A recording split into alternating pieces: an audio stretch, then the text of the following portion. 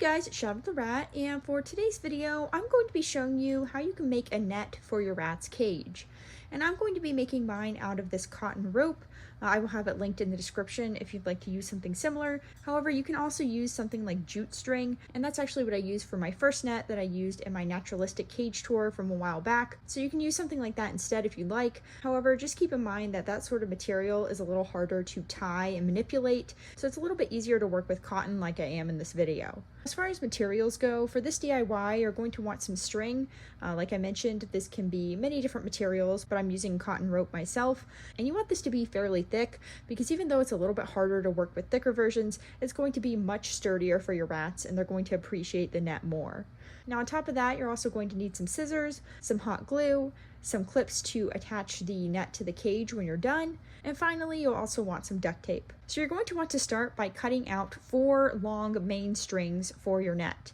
Now these are going to be the kind of backbones of the net, and how long you make these depends fully on how long you want your net to be and what space you want it to encompass. So I won't be giving you an exact measurement for these because you can make these as long or as short as you want depending on the space you want to put the net in. You now want to cut out the in-between strings that are going to be connecting it all together, and you want each of these to be at least 3 inches longer than it takes to stretch across all of the strings. And ideally, I would say go for even a little longer than that. Now, how many of these in-between strings you cut out is going to depend on how long your main strings are. So again, I can't really tell you how many to make. However, I would recommend making the gaps in your net at least 2 by 2 inches, so you can kind of use that measurement as a guideline to measure out how many of these in-between strings you need. Now you want to take your 4 main strings and tape them on the ground at least 2 inches apart. Now take one of your in-between strings and tie it in a knot on one of the outside strings. Now pull it tight and tie another knot, this time on the second main string right across from the first main string's knot. And again, pull this tight, and then repeat this with the 3rd and 4th main strings.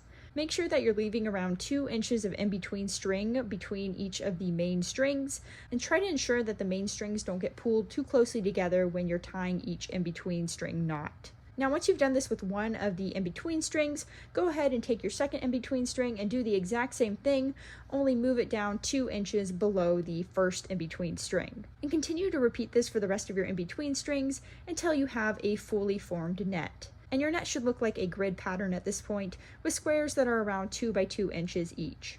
Now once you've finished tying all of your in-between strings, you kind of have 2 options. The first option, if you're satisfied with how tight the knots are, is to just go ahead and put your clips onto your net and then hang it in the rat's cage. The second option is to add a little dot of hot glue to each of your knots, and this just helps to ensure that they won't unravel or loosen in the future. Now personally, I have had knots loosen on me before, so I prefer to add a little dot of hot glue to each one, and hot glue is non-toxic and completely safe for your rats once dry. They won't eat it, and so it's not a risk for them, and it tends to work really well for DIY projects like this. So once you finish with all that, you just want to remove the tape from the top of your net, and then attach 2 clips to each long side of your net. And at this point, your net is ready to go, and you can just go ahead and hang it in the cage. So yeah, that's pretty much it for this DIY. You can make these nets as big or small as you want.